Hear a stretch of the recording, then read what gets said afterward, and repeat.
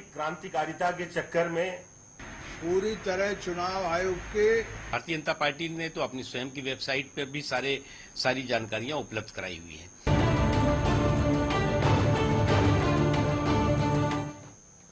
नमस्कार, vision world के खास कार्यक्रम मुद्दों के महाशो आर पार में आपका स्वागत है। मैं हूं प्रदीप सिंह। आर पार में आज हम बात करेंगे कि किस तरह से अपराधियों के चुनाव लड़ने पर सुप्रीम कोर्ट की रोक और राजनीतिक दलों को आरटीआई के दायरे में लाने के केंद्रीय सूचना आयोग के आदेश के खिलाफ पूरी सियासत एकजुट हो गई है। संसद के मानसून सत्र में इन दोनों फैसलों के खिलाफ विधेयक लाकर उन्हें रद्द करने की तैयारी भी हो गई है। साफ है कि भ्रष्टाचार और अपराधीकरण से राजनीतिक दल खुद को मुक्त करने के लिए तैयार नहीं है। आज इसी पर हम चर्चा करेंगे अपने खास प्रोग्राम आर पार में। हमारे साथ चर्चा में शामिल हो रहे हैं वरिष्ठ पत्रकार डॉक्टर वाहिद नसीम साहब। नसीम साहब, स्वागत है आपका। सरकार ने जिस आरटीआई को जनता के हाथ में ताकत देने का सबसे बड़ा हथियार बताया था, अब वही सरकार उसी आरटीआई से डर गई है। यही कारण है कि केंद्रीय कैबिनेट ने गुरुवार को तय किया कि राजनीतिक दलों को आरटीआई कानून के दायरे में आने से रोकने के लिए इस कानून में संशोधन किया जाएगा। सरकार इस मामले पर सभी पार्टियों की राय पहले ही ले चुकी है। मुख्य विपक्षी दल भाजपा ने भी इस कानून में संशोधन के सरकार के प्रस्ताव को संसद में समर्थन देने का भरोसा दिला दिया है। इस मामले में लगभग सभी राजनीतिक दलों की एक राय है। सबसे पहले देखते हैं ये रिपोर्ट। कि हम अति क्रांतिकारिता के चक्कर में पूरी तरह चुनाव आयोग के भारतीय जनता पार्टी ने तो अपनी स्वयं की वेबसाइट पर भी सारी जानकारियां उपलब्ध कराई हुई हैं।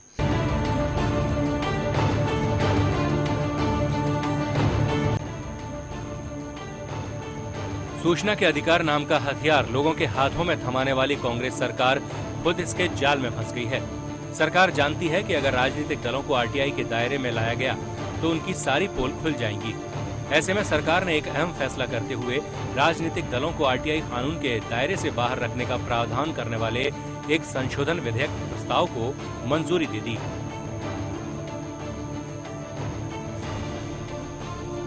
तो कभी कहीं ऐसा न हो कि हम अति क्रांतिकारिता के चक्कर में एक एडवेंचरिज्म का अप्रोच लेकर के हम बहुत बड़ा नुकसान कर बैठे हैं। और इस दृष्टि से देखने पर भारतीय राष्ट्रीय कांग्रेस इस निर्णय से पूरी तरह असहमत है। कांग्रेस और बीजेपी जैसे बड़े दल अरबों का चंदा जुटाते हैं, लेकिन ये पता करना आसान नहीं है कि उनकी थैली भरता कौन है। आरटीआई कानून के तहत लाए जाने का विरोध कर रहे राजनीतिक दलों का दावा है कि वे सारी जानकारी आयकर विभाग को देते हैं, लेकिन सच्चाई ये है कि वे 80 से 90% दानदाताओं के बारे में जानकारी नहीं देते। कानूनन 20,000 रुपए से ज्यादा का चंदा होने पर ही दानदाता का नाम बताना जरूरी है। यही वजह है कि कांग्रेस, बीजेपी नहीं बल्कि देश की ज्यादातर राजनीतिक पार्टियां केंद्रीय सूचना आयोग के उस फैसले से सख्ते में हैं।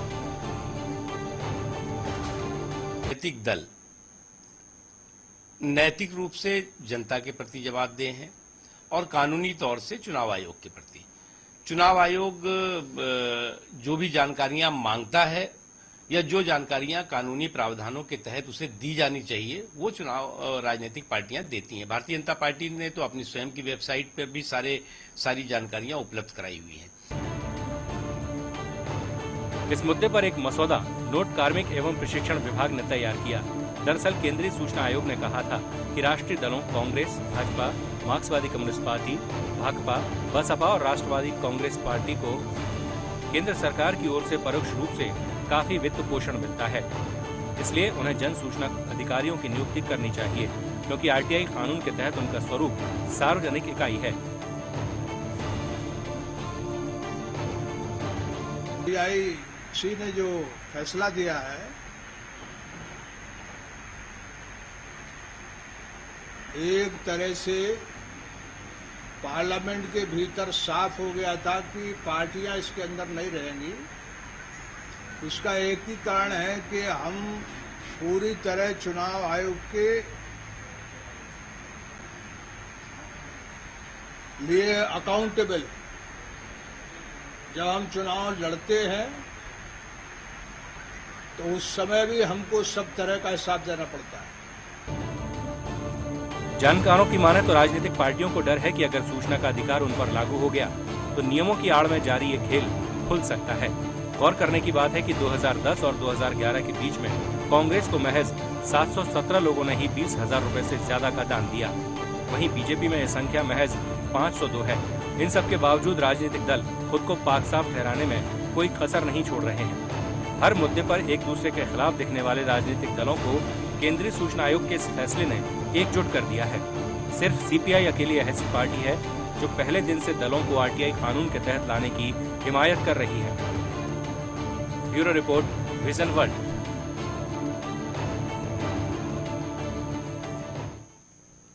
जब से सूचना का अधिकार कानून इस देश में लागू हुआ है, निश्चित रूप से इस देश की आवाम ने काफी इसके फायदे उठाए हैं। बहुत सारे घोटाले सामने आए हैं, लोगों को काफी हद तक इस कानून का फायदा मिला है। लेकिन जिस तरह से राजनीतिक दलों को इसमें आने की बात कही गई, वहीं सब खेल बिगड़ गया है। यानी राजनीतिक दल अपने गिरेबां तक आने वाले हर उस हाथ को काट देना चाहते हैं जिसके चलते उनका वो जो भी कर रहे हैं वो आम आदमी के सामने नहीं आ सके।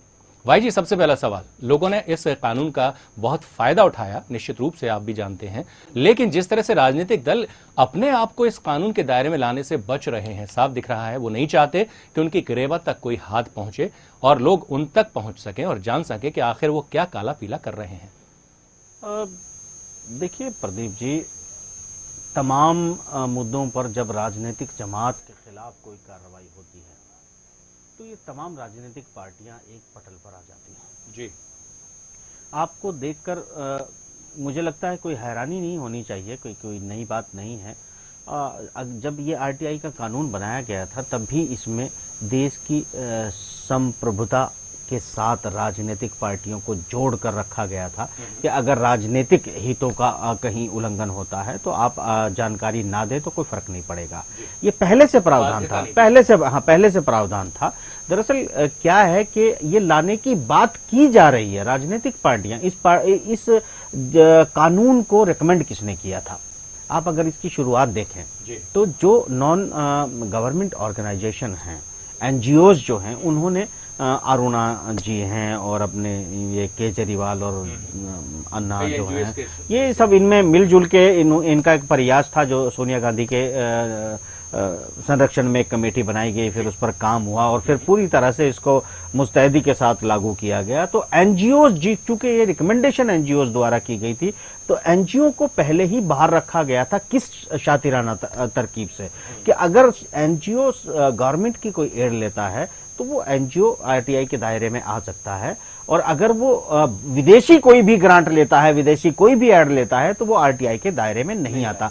तो ये जो झंडा लेके घूमते हैं ना, अपने आप को बहुत पाक साफ बताने वाली, एनजीओज भी वैसे ही हरकतें करते हैं जैसी राजनीतिक पार्टियां। तो अगर ये बहुत ईमानदार थे तो एनजीओ को बिल्कुल वो एक पब्लिक ऑर्गेनाइजेशन होता है, बिल्कुल वो बुनियादी तौर पर ही मैं उन्हीं में उस केजरीवाल की बात कर रहा हूं और दूसरा अरुणा जी की बात कर रहा हूं कि उनकी अगर ये इसको एनजीओ ने रिकमेंड नहीं किया होता तो एनजीओ पहले से इसके दायरे में लाए जाते।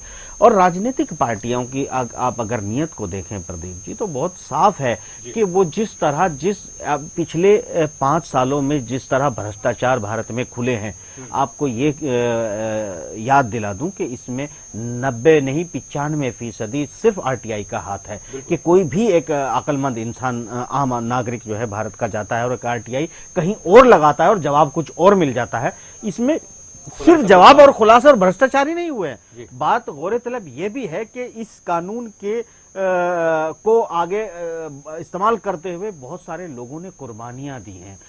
मध्य प्रदेश में भी आपको एक कांड याद होगा, महिला शैला मसूद का है, और पता नहीं कितनी शैला मसूद और कितने मसूद इस आरटीआई कानून की भेंट चढ़ चुके हैं।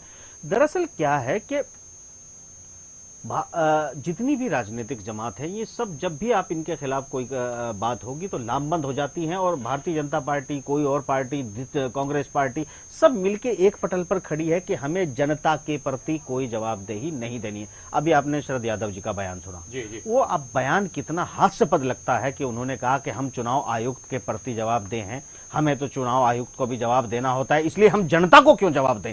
आप जनता से पैसा लेते हो, जनता के लिए चुनाव लड़ते हो, जनता की कयादत करने के लिए। मैं आपको रोकना चाहूंगा, हमारे साथ आरटीआई कार्यकर्ता जयपाल सिंह चौहान फोन लाइन पर जुड़ रहे हैं। चौहान साहब, स्वागत है आपका।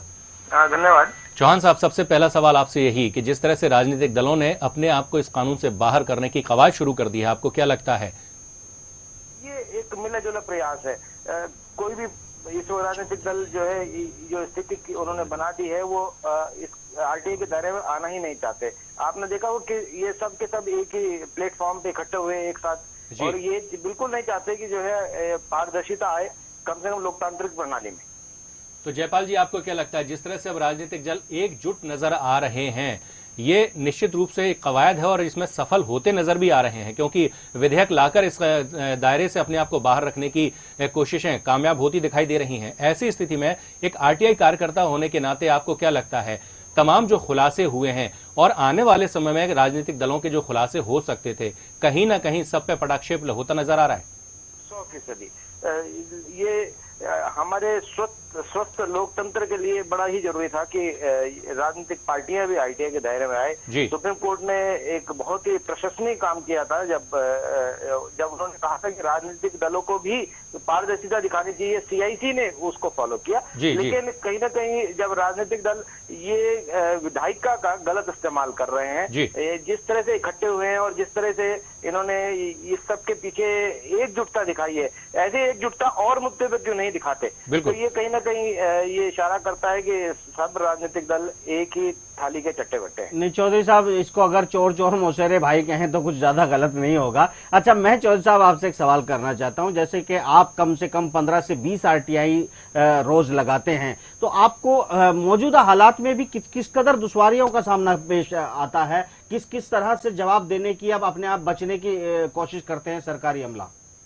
ये लगातार ये आरटीआई एक बड़े प्रशंसनीय प्रयास हुआ था कि जो राजनीतिक सिस्टम है हमारा, उसमें पारदर्शिता लाई जाए, कम से कम जनता के प्रति एक जवाबदेही तो इनकी बने, डर तो हो पैदा। लेकिन लगातार जो जिस तरह के प्रयास, जो मेरा अनुभव तो ये बताता है कि अभी इससे कोई बहुत ज्यादा फर्क अभी तक नहीं पड़ा है। जो जितने भी सरकारी कर्मचारी हो वो उसी ढर्रे में अभी तक ढले हुए हैं, तो बड़ा समय लगेगा।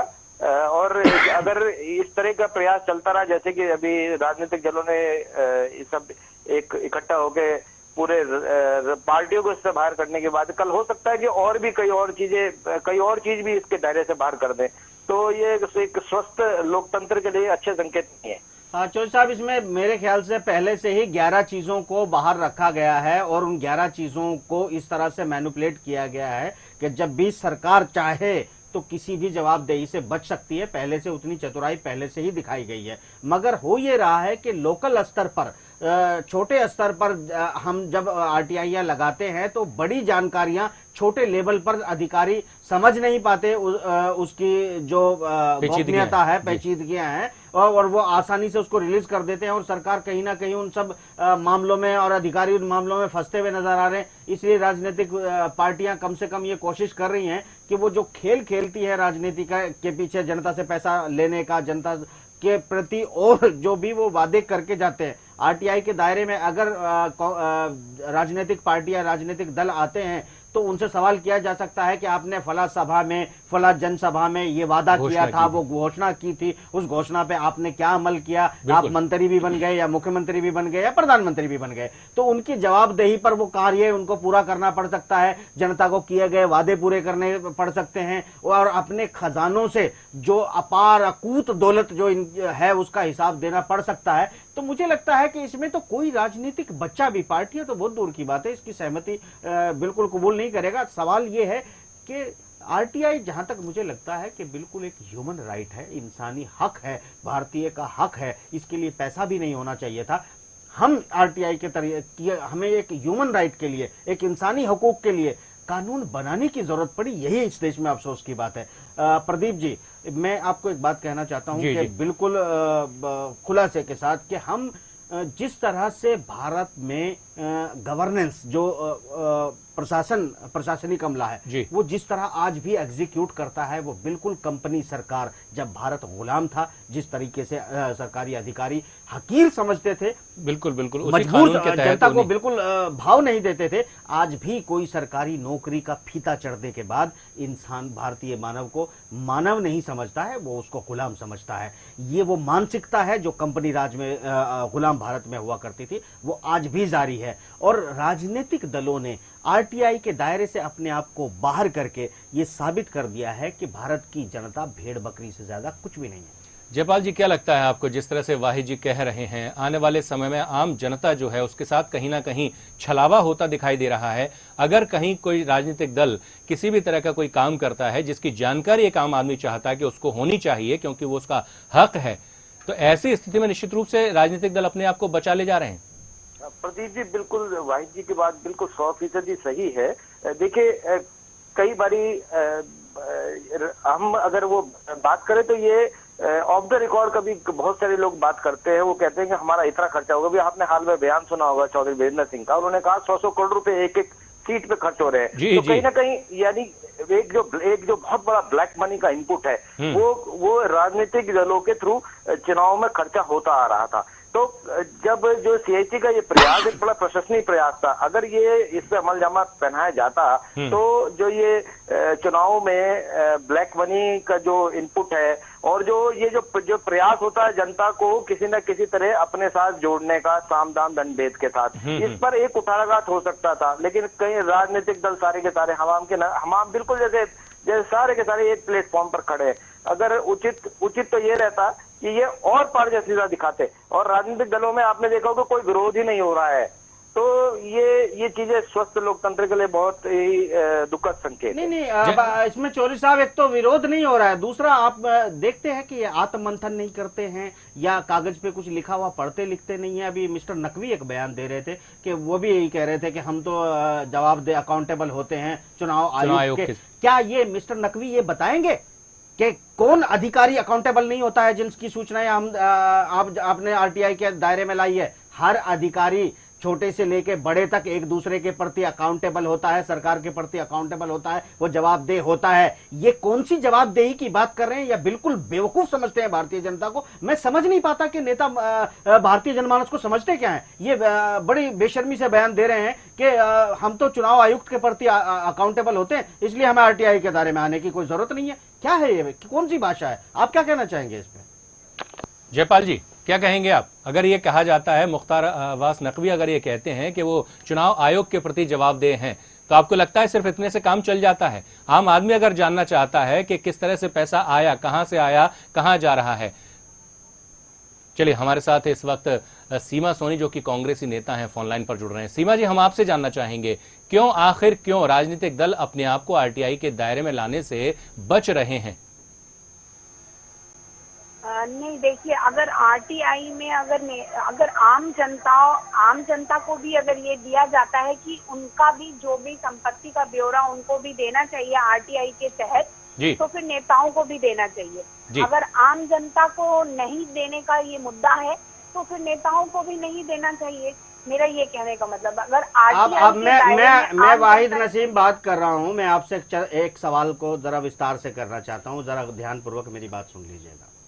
मेरा सवाल आपके सवाल के जवाब में है कि आप कहती हैं कि आम जनता अगर अकाउंटेबल हो, अगर वो आरटीआई के दायरे में आना चाहे तो राजनीतिक पार्टियां भी आ सकती है। मैं आपको ये बात जानकारी दे दूं कि आम इंसान एक्साइज के दायरे में आता है, सेल टैक्स के दायरे में आता है, इनकम टैक्स के दायरे में आता है, सर्विस टैक्स के दायरे में आता है, और तमाम राजस्व के जितने कवानीन हैं वो एक आम आदमी पर लागू होते हैं, जो कि जिसमें से आधे भी राजनीतिक पार्टियों पर लागू नहीं होते। राजनीतिक पार्टी सेल टैक्स नहीं देती, राजनीतिक पार्टी एक्साइज नहीं देती, सर्विस टैक्स नहीं देती, उनकी मॉनिटरिंग का कोई जरिया नहीं है कि वो इनकम टैक्स में जो दिखाए सो दिखाए, उसके अलावा राजनीतिक पार्टियों की कोई अकाउंटेबिलिटी नहीं है। आप आम आदमी से तुलना करते हैं तो आम आदमी से तुलना करने का या तो सर्विस क्लास है जो नौकरी सबके सामने आती है, उस आदमी के घर में, या अगर वो बिजनेस करता है तो वो 50 स्टेज पर अपना हिसाब पे करता है।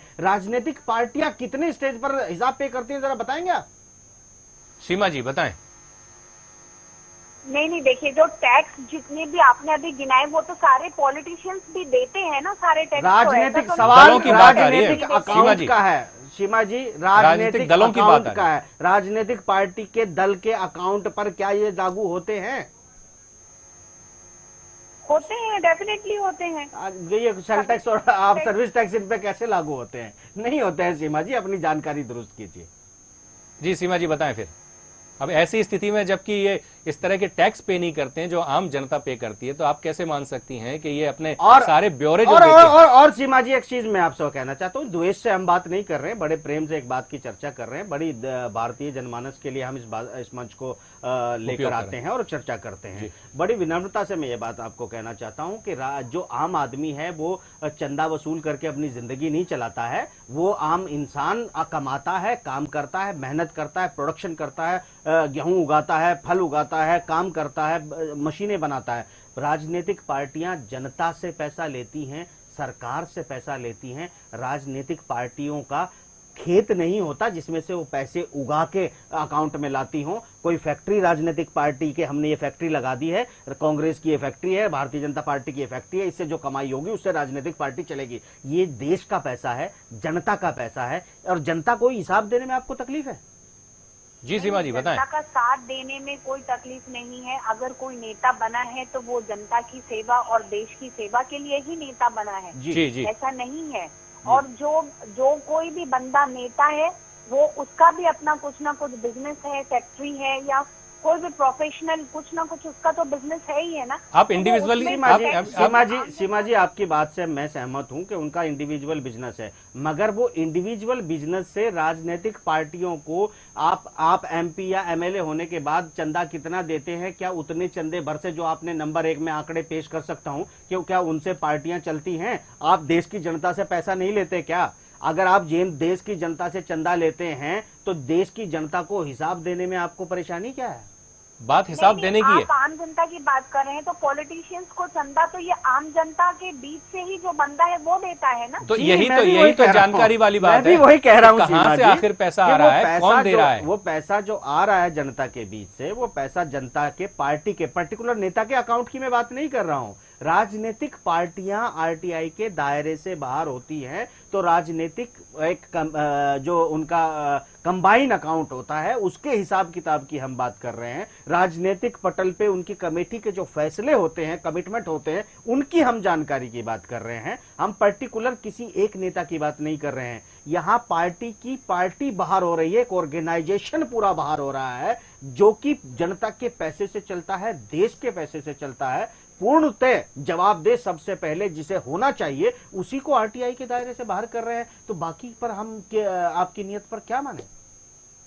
नहीं, देखिए, आज एक छोटे से मुद्दे पे जी आजकल मीडिया, जिसको हमारे देश का चौथा स्तंभ कहते हैं, जी आप सब लोगों का बहुत शुक्रिया है, क्योंकि आप लोगों की वजह से आज हमारी जो जनता है वो इतनी अवेयर है और अपने अधिकारों को लेकर बहुत जागरूक हो चुकी है। जी तो ये चीज ये है कि अगर जब सारी बातें आप लोगों के माध्यम से जनता को जब पता चल ही रही है तो इतना घमासान हो रहा है। और जब आरटीआई के तहत अगर कुछ ऐसी निजी बातें होती हैं जो हमारे देश में सदियों से परंपरा चली आई है, जब राजा महाराजा भी थे तो कुछ ऐसी निजी बातें थी जो प्रजा तक के मंत्रिमंडल से बाहर नहीं जाया करती थी। सीमा जी, राजनीतिक दल जो है वो कभी भी निजी नहीं हो सकते। बिल्कुल आपकी बात दुरुस्त है। आप फिर से वही राज लाना चाहते हैं, राजतंत्र, आप यानी कि डेमोक्रेसी से। प्रदीप जी मेरी बात सुनिएगा, सीमा जी भी से गुजारिश करूंगा मेरी बात सुने आप। यानी ये आपकी बात का यहाँ मतलब निकलता है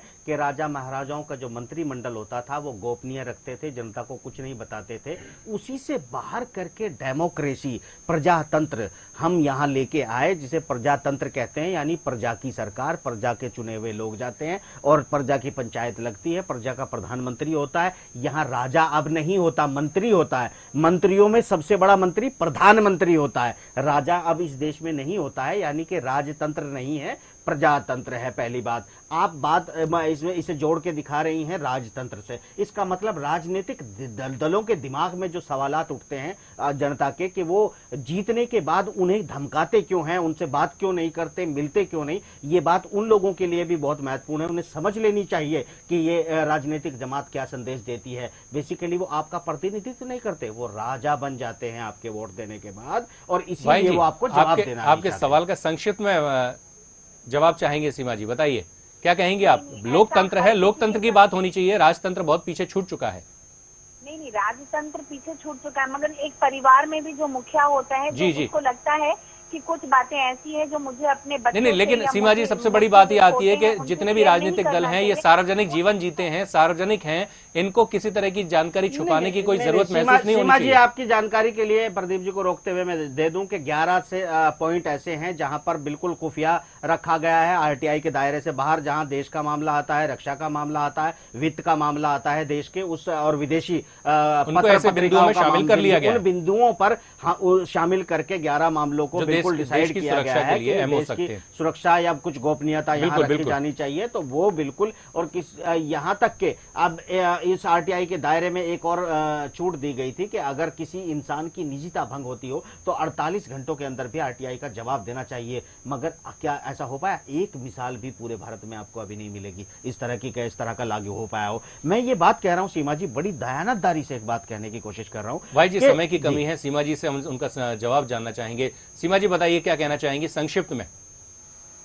नहीं, देखिए, अगर सबको अगर जानने का हक है तो आरटीआई के तहत अगर जनता अगर जानना चाहती है तो ये चीज होना चाहिए। जी जी। तो इसमें एक मतलब एक चुनाव होना चाहिए, एक वोटिंग होनी चाहिए कि जनता क्या चाहती। जनता अगर चाहती है कि उनके नेता आरटीआई में आए, जिस तरीके से जनता अपने पसंदीदा नेता को चुनकर मंत्रिमंडल में भेजती है, चाहे वो राज्य में हो, चाहे वो मतलब देश के बीच में केंद्र सरकार में हो, तो उसी तरीके से एक अपील या आप लोग मीडिया के माध्यम से एक वोटिंग करा सकते हैं, एक सर्वे करा सकते हैं।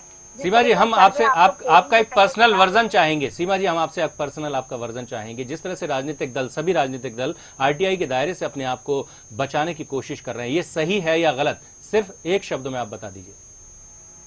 गलत है। चलिए बहुत बहुत शुक्रिया सीमा जी, आपने अपनी राय रखी। निश्चित रूप से राजनीतिक दल जिस तरह से अपने आप को आरटीआई के दायरे से बाहर रखने की कोशिश कर रहे हैं, उम्मीद नहीं की जा सकती कि आने वाले समय में सभी राजनीतिक दल अपने आप को आरटीआई के दायरे में रखना चाहेंगे, क्योंकि बहुत सी ऐसी बातें हैं जो नहीं चाहते कि आम जनता के बीच आ सकें। घोषणा पत्र हो सकते हैं, घोषणा हो सकते हैं, वादे हो सकते हैं, जो समय आने पर एक हथियार के रूप में आम जनता उनके खिलाफ उपयोग कर सकती है। इसी से बचने के लिए शायद ये कवायद की जा रही है और इसमें सभी दल जो हैं वो एकजुट नजर आ रहे हैं। भाई जी बहुत बहुत शुक्रिया चर्चा में शामिल होने के लिए। और जिस तरह से खुलासा हुआ है, सामने आया है, सभी राजनीतिक दल, सिर्फ एक राजनीतिक दल को छोड़कर सभी ये चाह रहे हैं कि आरटीआई से बाहर रहें, ताकि आम जनता के बीच उनकी बातें ना पहुंच सकें और वो जवाबदेह ना हो सके। आर पार में आज के लिए इतना ही, दीजिए इजाजत, नमस्कार। हम अति क्रांतिकारिता के चक्कर में पूरी तरह चुनाव आयोग के भारतीय जनता पार्टी ने तो अपनी स्वयं की वेबसाइट पर भी सारी जानकारियां उपलब्ध कराई हुई हैं।